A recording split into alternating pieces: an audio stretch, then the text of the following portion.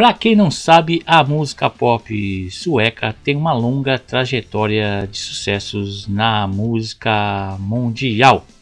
O quarteto ABBA foi um dos ícones dos anos 70, vendendo muito discos, tocando muito nos anos 70.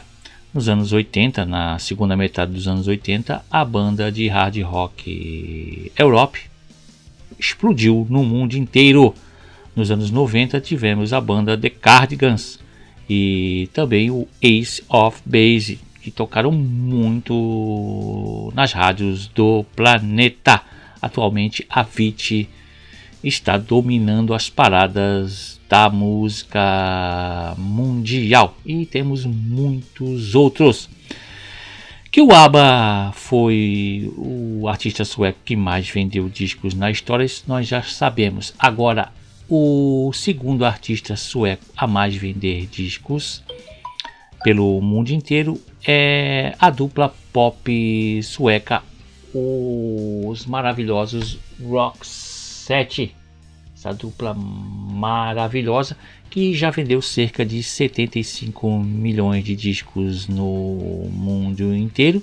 E o seu segundo álbum, o sensacional, o maravilhoso Look Sharp, o primeiro a ser lançado fora da Suécia. Esse álbum tem 5 músicas que estão entre as preferidas dos fãs. Ele já vendeu até hoje cerca de 10 milhões de cópias e foi o responsável pelo fenômeno que o Roxette virou a partir dele. Além do mais, a história de como ele virou um sucesso mundial é digna de roteiro de cinema.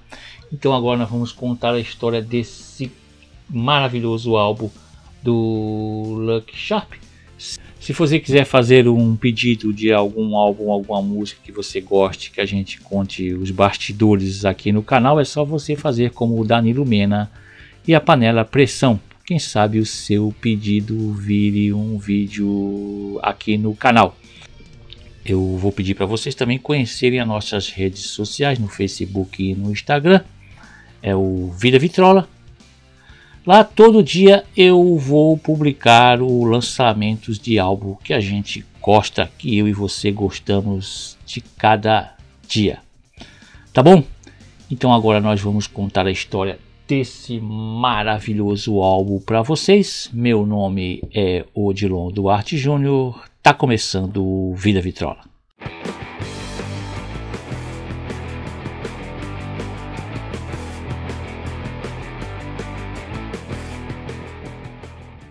A história do Roxette e do álbum Look Sharp começa no ano de 1985, quando o astro da música sueca, o cantor Per Gessle, que já tinha uma carreira de muito sucesso cantando na língua local com a banda Gyllene Tider de 1980 até 1984, e com menos sucesso na carreira solo em 1985.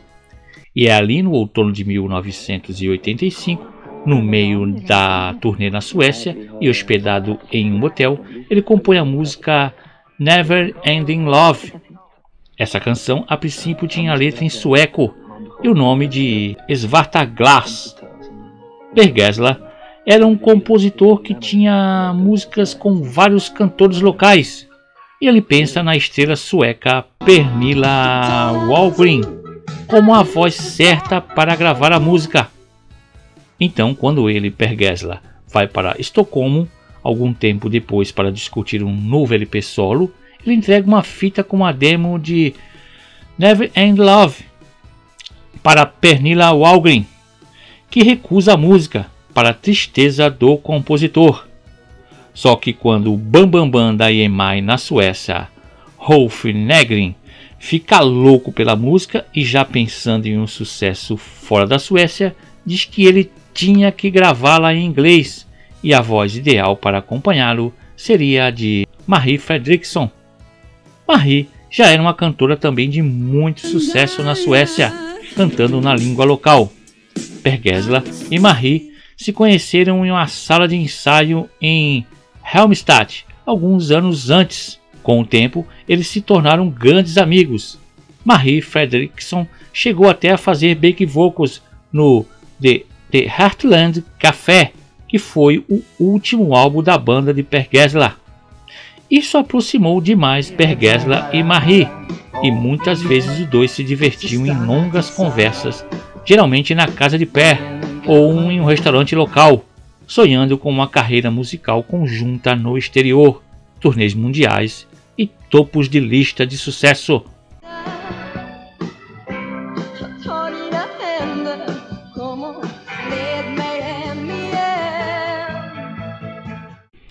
A princípio, Per Gessle não se mostrou muito entusiasmado, já que Marie era uma cantora top do país, com 2 discos de muito sucesso. Ele tinha certeza que ela não toparia, mesmo com os dois sendo amigos. Ele também achava que o estilo e a voz dele não combinavam com ela. Marie foi contatada por Rolf Nygren, que explicou qual era o plano para os dois. Marie ouviu tudo, inclusive a música, que ela gostou muito. O problema foi que ela foi aconselhada por seus amigos e conselheiros para não gravar a música com Per Gessle, especialmente não em inglês. Mas Marie ficou empolgada, e os sonhos de sucesso no exterior que ela e Per pintaram pareciam mais importantes do que qualquer conselho, não importa o quão bem intencionados eles fossem. A gravadora tinha em mente algo novo para produzir a música, alguém que se afastasse dos produtores locais conhecidos da Suécia. E o nome cogitado foi o do produtor Clarence Overman, que já tinha produzido alguns discos de artistas locais. Mas ele, Clarence, contou ao Daily Rock Set que ele não teve o menor interesse em produzir essa música a princípio. Ele disse que gostava muito das músicas da Marie, da voz dela, mas ele não curtia as músicas dos álbuns solos do Per Gessle. O produtor não deu resposta para a gravadora e partiu para a Áustria para esquiar com o amigo, o baterista Per Alsen. Per Alsen se tornaria o baterista do Roxette por longos anos. Clarence mostrou a demo de Never End Love para o amigo Per, o baterista Per, e o Per Alsen gostou do que viu. Gostou do que ouviu em Never End Love, Amor Interminável, e aconselhou Clarence a produzir a música, dizendo que dali poderia vir alguma coisa boa para o produtor. Clarence segue o conselho do amigo e aceita produzir a música, mas parecia que essa música estava fadada ao fracasso, pois nem a Marie e o Per Gessle queriam aparecer na capa do futuro single, com medo da música ser um fracasso e estragar a carreira dos dois. Até a gravadora pensava nisso. Aí o produtor falou: caramba, isso não vai dar certo. E na hora de escolher os músicos que iriam gravar a música, o Per Gessle trouxe músicos da confiança dele, contrariando o produtor Clarence Overman, que já tinha músicos que ele trabalhava há muito tempo. E o nome usado pela dupla seria Roxette. E de onde saiu a ideia do nome? A banda de Per Gessle, o Gillen Tyder, usou o nome Roxette quando foram promover o seu 4º álbum, o The Heartland Café, nos Estados Unidos.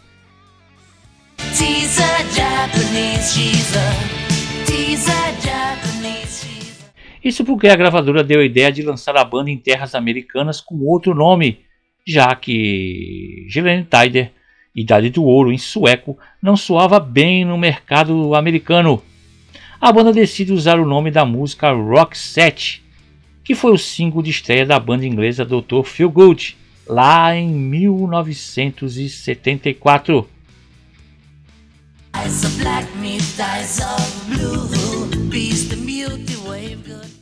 Isso deixa alguns fãs do Roxette confusos, pois muitos consideram esse o primeiro disco da dupla, só porque Marie fez os back vocals nele. Never End Love é lançada no dia 8 de julho de 1986 e se torna hit naquele verão de 86. e rapidamente vendeu mais de 50 mil cópias. Vou colocar o link dos 2 primeiros clipes da banda na descrição do vídeo. Sim, foram feitos 2 videoclipes para essa música. Notem que o visual de Marie estava bem diferente do que a gente está acostumado. A voz dela já mostrava sua força nessa bela canção. Já virei fã dessa música.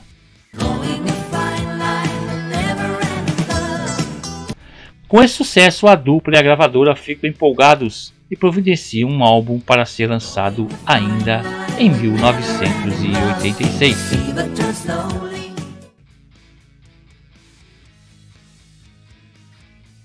Como Per Gessle tinha várias músicas já prontinhas, compostas para serem usadas no seu terceiro álbum solo, elas são usadas nesse primeiro álbum do Roxette. Então, no dia 31 de outubro de 1986, é lançado o primeiro álbum da dupla, o Power of Passion. Ele foi um sucesso comercial na Suécia, vendendo cerca de 200 mil cópias. E foi então que houve a primeira tentativa de tentar emplacar a dupla fora da Suécia. A EMI estava louca para lançar eles no mundo inteiro. A dupla também tinha esse sonho. E eles lançam várias músicas do primeiro álbum ali na Europa toda, no Japão. Mas o sucesso não chegou, as músicas não agradaram. E enquanto o sucesso não vinha, a dupla era uma das atrações principais em vários festivais na Suécia. E continuando com a tentativa de tentar lançar eles por toda a Europa, no fim do ano de 1987, a EMI pede para a dupla gravar uma música natalina para ser lançada na Alemanha. Meus amigos, acreditem se quiserem. E a música era It Must Be Love. Mas ela tinha uma letra diferente e era uma letra natalina. Tanto é que o subtítulo dela era Christmas from the Broken Heart. Mas o pessoal lá da Alemanha, da gravadora na Alemanha, não gostou da música. Ela não chegou a ser lançada na Alemanha. Meu Deus. A gravadora lançou na Suécia, foi um grande sucesso ali no final do ano de 1987. Ela foi lançada em novembro de 87, foi um grande sucesso, uma música natalina. Depois de 3 anos, com algumas alterações na letra, ela seria tema de um filme. Vamos fazer até um vídeo contando a história dessa música nesse filme, Uma Linda Mulher. A música seria muito sucesso. Mas ali em 87 ela era apenas uma música de Natal. Em março de 1988, o produtor Clarence Overman e a dupla entram no estúdio EMI em Estocolmo para gravarem o segundo disco da dupla, o maravilhoso Look Sharp. E nesse álbum participam os músicos trazidos pelo produtor Clarence e que estariam com eles por praticamente toda a carreira da dupla. Och idag börjar uppsättning inspelning av vad vi tycker om vår gudinna. Och jag ska börja med att presentera vår långe tekniker Ala Surna. I am now testing the drums. Här sitter vår fantastiska producent Överman. Hej. Här har vi tekniker Murör. Anna Salin, Tappling i hingsten. Här har vi då på bas Tommy Kasperman. Och gitarr Jonas Isaksson. Hejsan, hejsan. Ja, hej. Jag heter då.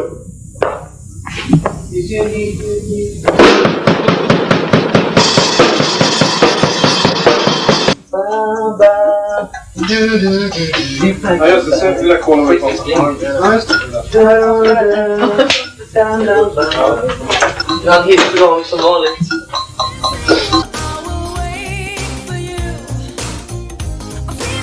E uma das canções que nascem ali é a gostosa de ouvir Sleep Single, dormindo só. Perry conta que a música tinha uma letra em sueco e quando ele foi escrever a letra em inglês, já imaginou na voz de Marie. A ideia era fazer ela o mais dançante possível e o riff de guitarra bem funk que Jonas Isaacson colocou na música ficou perfeito. A letra fala sobre a indecisão de um amor que não se decide. Quando você ouve a demo, cantada por Per Gessle, ela não parece boa. Mas a produção perfeita de Clarence Overman, dando total destaque para a voz de Marie, o riff de Jonas Isaacson e um belo saxofone também, deixam ela perfeita. Sleep Single merecia ter saído como single. Eu particularmente viciei nessa música, mas a competição era grande nesse grandioso disco. Ainda bem que tem um videoclipe da música, onde mostra a banda toda reunida em um pequeno palco, onde mostra a Marie dando um show de estilo, sensualidade e beleza. Que voz essa mulher tinha!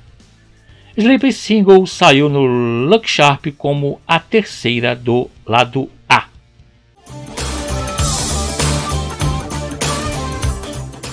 Pode parecer estranho, talvez querendo que o som do Roxette tivesse um pouco da pegada do som inglês. A gravadora EMI, no meio das gravações, manda a dupla ir para Londres para o estúdio Trident Studios, gravar 3 músicas em Londres, mas o produtor seria outro, seria o produtor Adam Mosley, com outra banda completamente diferente. E o resultado não agradou muito a dupla, mas já que era a vontade da gravadora, eles foram lá fazer o trabalho. E foram gravadas em Londres a música Cry, View from Hill e Chances.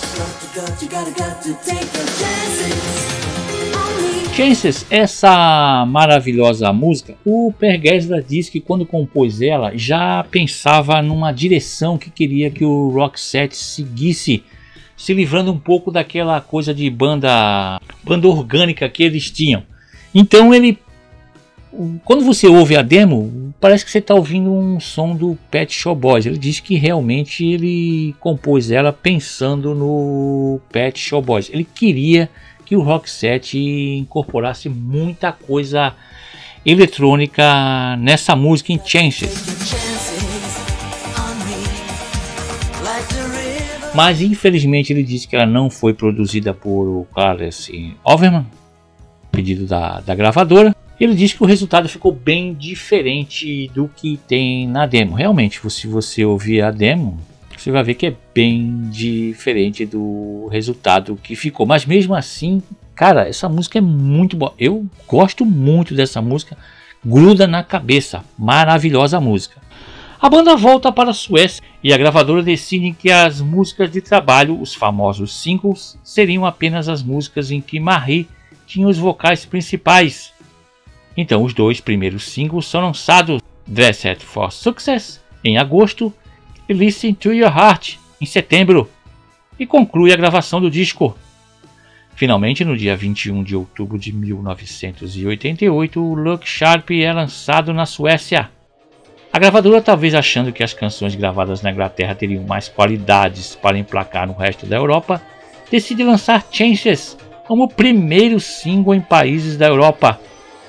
Isso no dia 28 de dezembro de 1988. Apesar de ser uma grande música do disco, um pop rock com pitadas de hard rock, o single falhou e não ficou bem posicionado em nenhum lugar na Europa além da Suécia. Per Gessle comentou algum tempo depois que Chances foi escolhida provavelmente porque era uma das músicas inglesas, não porque era uma das melhores. O clipe da música mostra a dupla em um cassino com cenas no palco. Aí vemos Marie com um visual que era lembrada até hoje, gatíssima. Chances está no álbum como a primeira do lado B.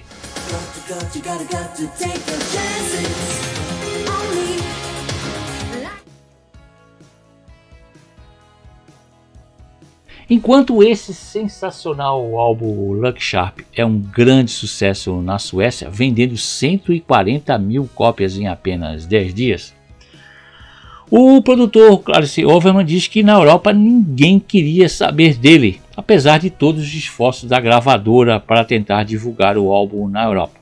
Para vocês verem que nos Estados Unidos a EMI americana disse que esse disco não tinha qualidade para tocar em solo americano. Enquanto isso, a dupla fazia uma turnê de sucesso em solo sueco. Mas as coisas começariam a mudar no início de 1989. Uma história digna de roteiro de cinema, de filme mesmo. Não sei por que não fizeram um filme até hoje contando isso. Começam a chegar notícias lá na Suécia que uma das músicas do álbum, a The Luck, O Olhar, estava tocando muito nos Estados Unidos. Como isso é possível se o álbum não foi lançado lá? O próprio Per Gessle conta na Rolling Stones que The Luck não tinha nem sido lançada como single na Suécia. Ninguém entendia o que estava acontecendo. Além disso, o Per Gessle diz que a ideia era ele escrevia músicas e a Marie cantava. E The Luck, o vocal principal era dele. A EMI americana não conseguia explicar o que estava acontecendo, mas, para aproveitar aquele hype ali, tratou logo de lançar o single e o álbum nos Estados Unidos para aproveitar aquele interesse pela dupla. Agora é que vem a loucura. Os caras foram investigar de onde que saiu essa avalanche de rock set nas rádios e descobriram que tudo começou em Minneapolis, no estado de Minnesota, estado lá no norte do país e que fica na divisa com o Canadá. Um estudante de intercâmbio americano chamado Dean Cushman, de 22 anos, tornou-se um fã incondicional do rock set durante o fim de 1988, quando ele passou um tempo na Suécia. E na hora em que teve de ir embora e voltar para sua casa, ele comprou a sua cópia do Luck Sharp e levou para os Estados Unidos. Chegando em Minneapolis, uma rádio local, a KDWB 101.3 FM, tinha um programa onde eles pediam para os ouvintes levarem até a rádio discos que eles ouviam e que gostariam que a rádio tocasse. O jovem Dean não pensou duas vezes e levou sua cópia do Luck Sharp na rádio e deixou para ver se eles tocavam. 2 semanas depois ele voltou para pegar seu LP que não foi tocado e por acaso o diretor da rádio, Brian Phillips, estava na recepção e notou a capa do Luck Sharp, que parece um jornal, na mão de Dean, e perguntou o que era. Dean Cushman explicou que era uma banda sueca cantando em inglês e tal, e etc. Brian Phillips, que tinha adorado a capa do disco, resolveu escutar o disco e logo de cara a primeira música do álbum é qual? The Luck. Ele adorou. Aquilo soava muito diferente e ele resolveu colocar no ar. A resposta foi imediata do público. Os telefones começaram a tocar, as pessoas queriam ouvir a música de novo. Sem saber se isso era apenas um fenômeno local em Minneapolis, Phillips enviou cópias de The Luck em fitas cassete para suas estações irmãs em toda a América, onde tiveram a mesma reação. As pessoas pareciam adorar The Luck. Para aproveitar um momento inesperado, a gravadora logo trata de enviar a dupla Roxette para os Estados Unidos para, como dizem, forjar o ferro ainda enquanto ele está quente. Tinham que aproveitar aquele momento. A Marie contou em entrevista que ela ficou boquiaberta, não sabia direito o que estava acontecendo, pois eles foram recebidos nos Estados Unidos como verdadeiras estrelas do rock. As pessoas se curvavam perto deles. Eles não entendiam o que estava acontecendo. E finalmente no dia 29 de março de 1989, finalmente chega a notícia que o The Luck, o single The Luck, tinha conseguido chegar no primeiro lugar da Billboard, que é a parada que mede as vendas de singles nos Estados Unidos, feito que pouquíssimos artistas suecos tinham conseguido. Um deles é Beyond Youth em 73 e em 76 o fantástico, glorioso ABBA com Dancing Queen conseguiram o primeiro lugar na Billboard. E o Per Gessle conta que logo depois do sucesso do primeiro álbum, sucesso doméstico ali sueco da dupla Roxette, ele passou quase um ano compondo as músicas para o Lucky Sharp. Enquanto isso, a Marie Fredriksson, ela lançou outro álbum solo, fez turnê, enquanto o Per Gessle compunha as músicas para o Lucky Sharp. Ele falou que a intenção dele era mudar completamente o som da dupla do primeiro para o segundo álbum. Ele queria misturar muitas coisas eletrônicas, muitos sintetizadores, misturar com guitarra, queria fazer uma coisa diferente. E foi em um sintetizador que ele comprou, um E-Sonic SQ1, que ele compôs a maravilhosa Deluxe.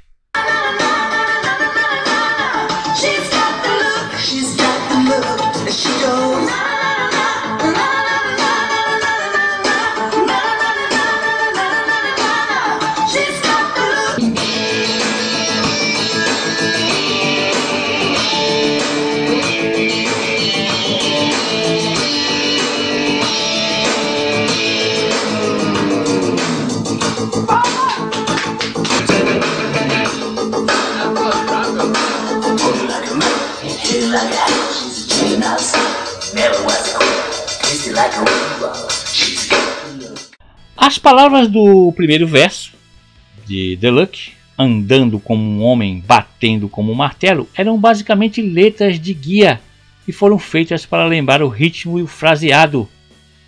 Mas acabei mudando apenas algumas linhas aqui e ali, diz Per Gessle.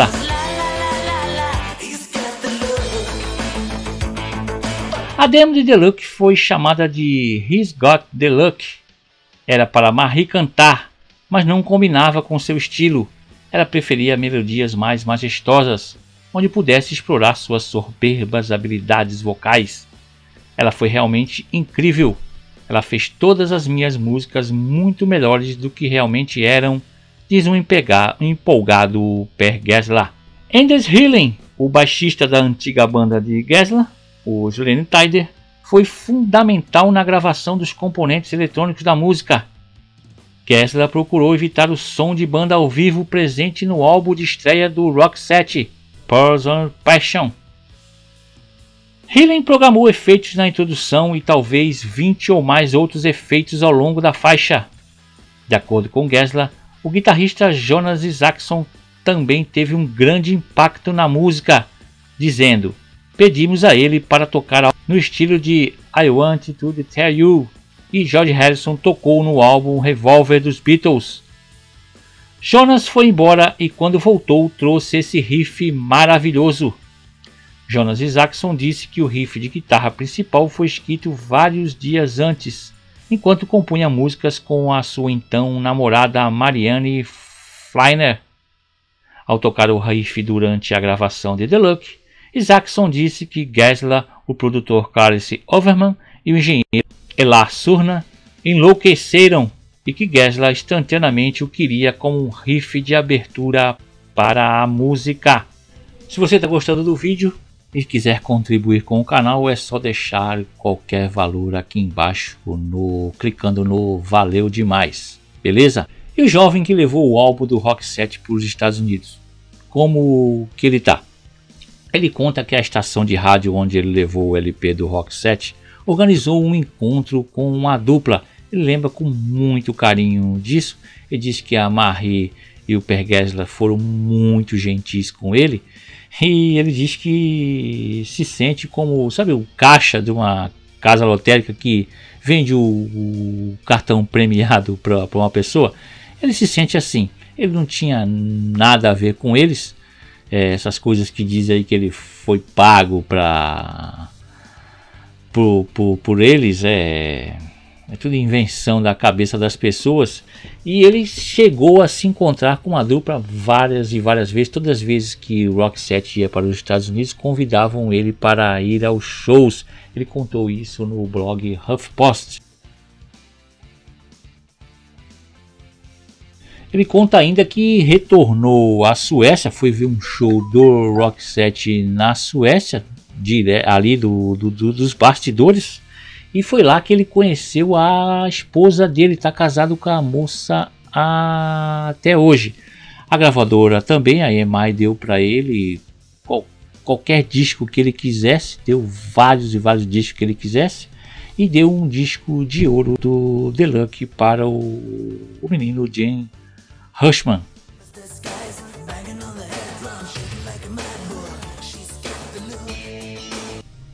O videoclipe da música foi dirigido por Peter Hitch e filmado em um estúdio na cidade de Nova York, isso quando ele já era um sucesso em solo americano.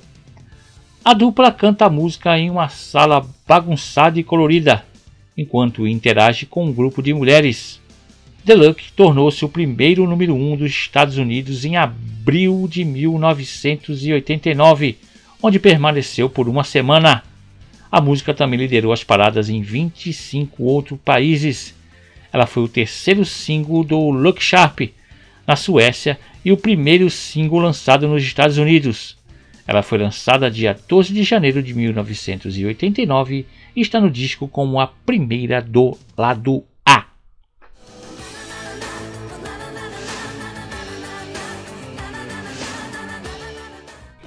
Aproveitando o sucesso do Deluxe em solo americano, a EMI resolveu lançar os singles que já tinham sido lançados na Suécia. Dressed for Success, Vestida para o Sucesso, foi lançado no dia 3 de agosto de 88 na Suécia e lançado internacionalmente em março de 89. Em junho já era um sucesso mundial. Eu gosto muito desse som dele, gente. A frase Dress for Success vem dos livros de John T. Malloy, da década de 70. Dress for Success e seu acompanhamento Woman's Dress for Success, Vestido Feminino para o Sucesso. Esses livros partiram da ideia de que homens e mulheres trabalhadores deveriam se vestir de maneira profissional para serem levados a sério. John T. Malloy foi o principal consultor de imagem científica da América e seus livros deram o pontapé inicial na indústria de consultoria de imagem e encorajaram as mulheres corporativas a usar ternos sóbrios para o trabalho. Per Gessle conta: meu objetivo na época era escrever material que eu sabia que Marie poderia cantar e amar. Dressed for Success foi muito escrito para Marie e tinha aquela coisinha na ponte onde eu estou perguntando: o que você vai dizer ao seu irmão? E ela responde: oh. O que você vai dizer ao seu pai? Ela diz: eu não sei. O que você vai dizer para a sua mãe? Ela diz: me deixe ir. Essa é a música de Marie. Imediatamente quando gravamos, sentimos que tínhamos o primeiro single em mãos. É uma faixa de destaque, especialmente os vocais de Marie. Foi assim que a demo soou em maio de 1987. E sim, é legal. Também é interessante como a música foi gravada no estúdio. Marie conta sobre o processo de gravação. Fiquei furiosa durante a gravação de Dressed for Success. Tudo naquela sessão deu errado. Discutimos sobre o arranjo, mudamos o tom, mas nada dava certo. Eu estava morta de cansaço da música e da banda discutindo, farta de pessoas discutindo. Marie saiu do estúdio e quando voltou, entrou e mostrou a eles como cantar a música, gravando de uma única vez. Depois disso, ninguém discutiu sobre nada mais, ficaram apenas se olhando calados. O videoclipe da música gira principalmente em torno da dupla se apresentando juntos em ruínas de uma boate, semelhantes aos apresentados em seu vídeo anterior, Deluxe. Também dirigido por Peter Hitch.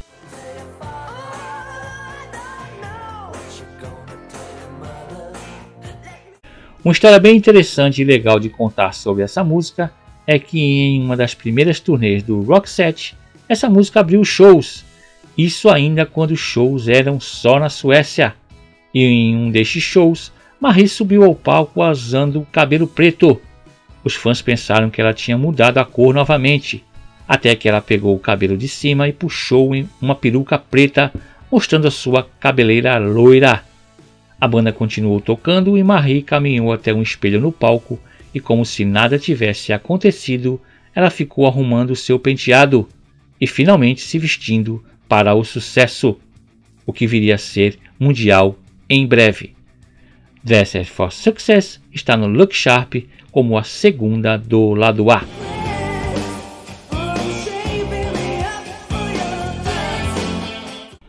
Carlos Overman, o produtor, diz que teve muito trabalho para convencer Per Gessle a usar músicos de verdade no álbum, porque o Per Gessle queria um álbum totalmente eletrônico. Incrível, queria um álbum totalmente eletrônico. Lembra que ele queria muito Pet Shop Boys. Mas mesmo assim o Clarence Overman diz que gostou da ideia de usar eletrônicos no disco. Ele teve que substituir o engenheiro de som, que quebrou a perna ali logo no início dos trabalhos. E o baixista e amigo do Per Gessle, o Anders Healing, que já estava tocando contrabaixo no álbum, virou o engenheiro de som do Look Sharp, do maravilhoso Look Sharp. O Anders Healing era dono de uma loja de produtos eletrônicos para música, de produtos para música. E ele trouxe muita coisa da loja. E o cara, esse Overman, diz que ficou conhecendo muita coisa nova ali e foi usada no Look Sharp esses novos brinquedinhos tecnológicos. Listen to Your Heart, a maravilhosa balada Ouça Seu Coração, foi lançada como o segundo single do Look Sharp na Suécia em setembro de 1988. O Per Gessle compôs ela junto com o ex-guitarrista do Julian Tyler, o Mats Persson.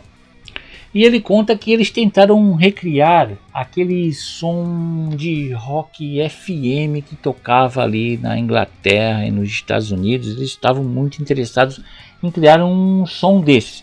E realmente ela ficou muito parecida. Ele mesmo disse na Billboard que ela ficou muito parecida com os sons que o Starship, banda maravilhosa, e o Heart faziam na época. Realmente, Listen to Your Heart ficou muito parecida com os sons que o Starship e o Heart faziam. E a letra da música foi inspirada em um amigo do Per Gessle, que estava passando por uma separação difícil, um divórcio difícil. O Per Gessle disse que passou uma noite inteira conversando com esse amigo, os problemas que ele estava passando, e Listen to Your Heart foi inspirada na vida desse amigo. A belíssima introdução de piano não estava na demo da música. Foi o produtor Clarence Overman que criou quando o Per Gessle mostrou para ele a música já no estúdio em Estocolmo. Eles não esperavam o sucesso que ela alcançaria. A música, quando começou a tocar nos Estados Unidos, alcançou o número 1 no dia 4 de novembro de 89, se tornando o segundo número 1 da banda nos Estados Unidos. Per diz que recebeu uma ligação no meio da madrugada do amigo que inspirou a canção, dizendo: "Ótimo!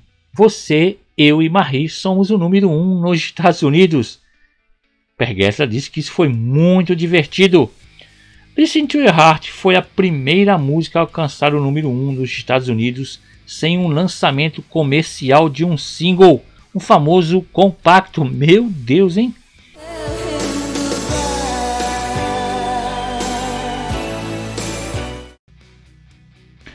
O videoclipe da música, que por sinal passava muito nos programas de videoclipe aqui no Brasil, foi filmado nas ruínas do castelo de Borgholm, na ilha sueca de Åland, no Mar Báltico.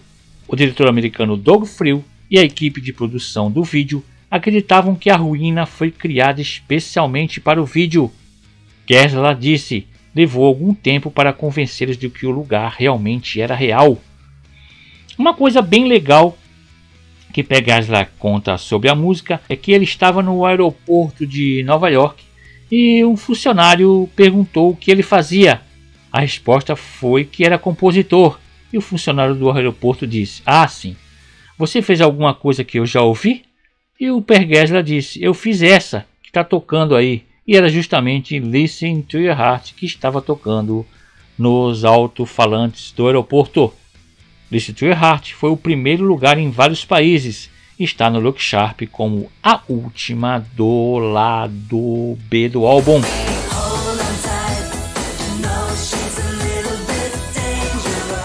Tem uma música que a dupla cantava em alguns shows na turnê do primeiro álbum e é Dangerous, Perigosa. Per Gessle diz que Marie não gostava muito dela, mas depois de anos ela declarou que era sua música favorita no Rock Set, mas que naquela época ela não aprovava muito. Per Gessle diz que ela foi escrita para se tornar um single, mas nunca foi gravada até o Look Sharp. A primeira demo tem apenas Per no vocal. A outra versão da demo tem Per Gessle, Clarence, Marie e Jonas.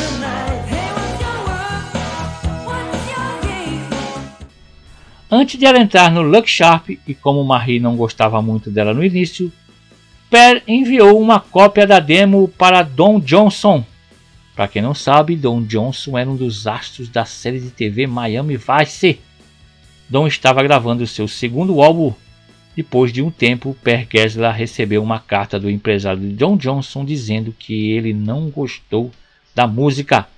Dangerous fala sobre um homem sendo atraído por uma garota armada e extremamente perigosa, inspirada em um filme de ação no início dos anos 70. Dangerous foi lançado em maio de 1989 e acabou passando 2 semanas no número 2. E só não chegou no primeiro lugar porque Janet Jackson com a música Escapade estava no primeiro lugar.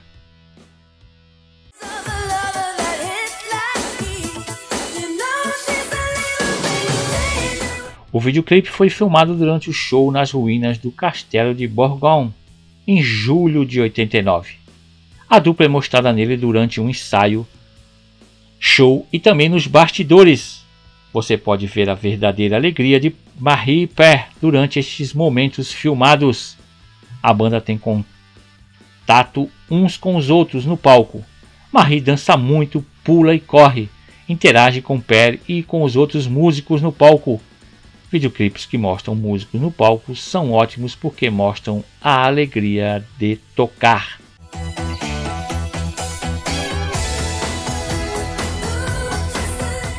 Look Sharp, esse maravilhoso álbum, é um marco na história da banda, pois ele que apresentou o Rock Set para o mundo e assim eles viraram uma das principais artistas da música pop na história. Além do mais, foi esse álbum que nos apresentou o famoso penteado da Marie Fredriksson, aquele penteado loiro que talvez seja mais reconhecido até que as próprias músicas do Rock Set. E tendo vendido mais de 10 milhões de cópias no mundo inteiro, esse álbum, se não é o melhor, é um dos melhores álbuns deles. A dupla foi premiada com o Grammys, o similar do Grammy americano sueco. Foram premiados como o melhor álbum, a melhor dupla. A Marie foi premiada como a melhor cantora sueca. Esse álbum é um sucesso grande. Em 1991, a dupla lançaria o seu álbum que mais vendeu, o Joyride. Em 1991, eles ainda lançariam mais 8 álbuns, até que em 9 de dezembro de 2019, a nossa brilhante Marie Fredriksson, depois de uma longa batalha desde 2002 lutando contra um câncer, um tumor cerebral, ela veio a falecer. Infelizmente perdemos essa maravilhosa cantora, lindíssima Marie Fredriksson. O Per Gessle continua cantando até hoje em carreira solo e sem dúvida essa dupla deixou muitas saudades. Espero que vocês tenham gostado do vídeo. Se você quiser fazer um pedido de alguma música, algum álbum que você gosta que a gente conte as histórias aqui no canal, é só você fazer como o Danilo Mena e a Panela Pressão. Quem sabe o seu pedido vire um vídeo aqui no canal. Beleza? Até o próximo vídeo. Tchau!